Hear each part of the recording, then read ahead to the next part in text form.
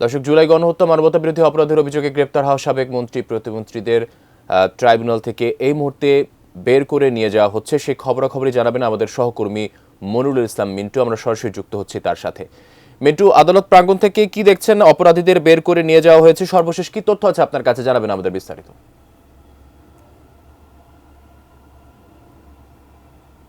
আজকে সকালে প্রথমে সাবেক মন্ত্রী গাজী গোলাম দস্তগীর তাকে আনা হয় এবং এরপরে কেরানীগঞ্জ যে কারাগার, সেই কেরানীগঞ্জ থেকে সাবেক মন্ত্রী, প্রতিমন্ত্রী এবং উপদেষ্টা সহ আরও 12 জনকে নিয়ে আসা হয় এবং এরপরে গাজীপুর কাশিমপুর যে কারাগার, সেখান থেকে জুনায়েদ আহমেদ পলক এবং সেই সঙ্গে সালমান এফ রহমান এবং শাহজাহান খানকে এবং ডাক্তার দীপুমণি তাদেরকে নিয়ে আসা হয় এবং আজকে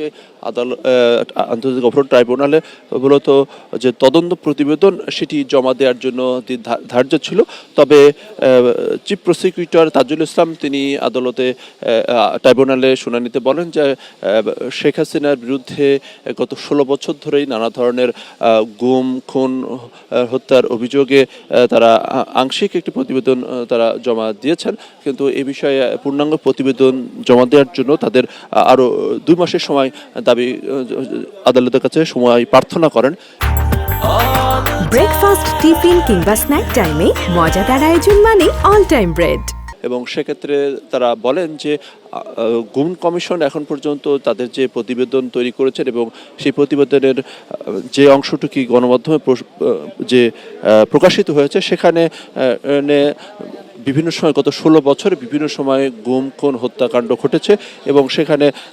শেখ হাসিনাকে তারা নির্দেশদাতা হিসেবে তারা উল্লেখ করেছেন এবং চিফ প্রসিকিউটর তিনি বলেছেন যে শেখ হাসিনাকে এই সব অপরাধের নিউক্লিয়াস হিসেবে তিনি উল্লেখ করে আদালতের কাছে 2 মাসের সময় প্রার্থনা করেন তদন্ত প্রতিবেদন, চূড়ান্ত প্রতিবেদন জমা দেওয়ার জন্য এবং সেক্ষেত্রে আদালত 2 মাসের সময় যে সেটি মঞ্জুর করেন এবং পাশাপাশি আরেকটি অপরাধের মামলা আন্তর্জাতিক অপরাধ ট্রাইব্যুনালে, সেটি হচ্ছে যে ওবায়দুল কাদের সহ আরও যে 45 জন আসামির বিরুদ্ধে গণহত্যা এবং জুলাই গণহত্যা এবং সেই সঙ্গে মানবতা বিরোধী অপরাধের যে অভিযোগ, সেই অভিযোগেও আজকে আদালতে তদন্ত প্রতিবেদন জমা দেওয়ার কথা ছিল। সেক্ষেত্রে 2 মাসের সময় প্রার্থনা করা হয় এবং আদালত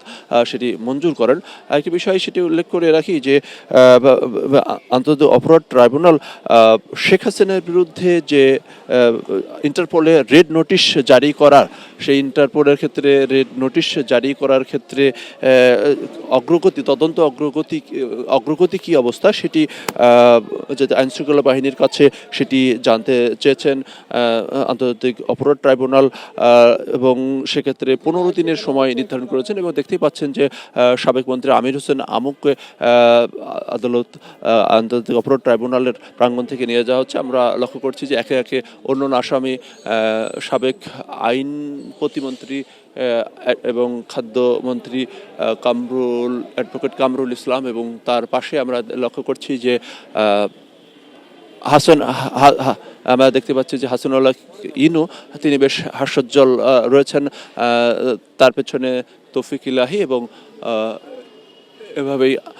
যে আজকে যাদেরকে আনা হয়েছিল 16 জনকে আনা হয়েছিল তাদেরকে নিয়ে যাওয়া হচ্ছে। এবং আরেকটি বিষয় যে ওবায়দুল কাদের ভারত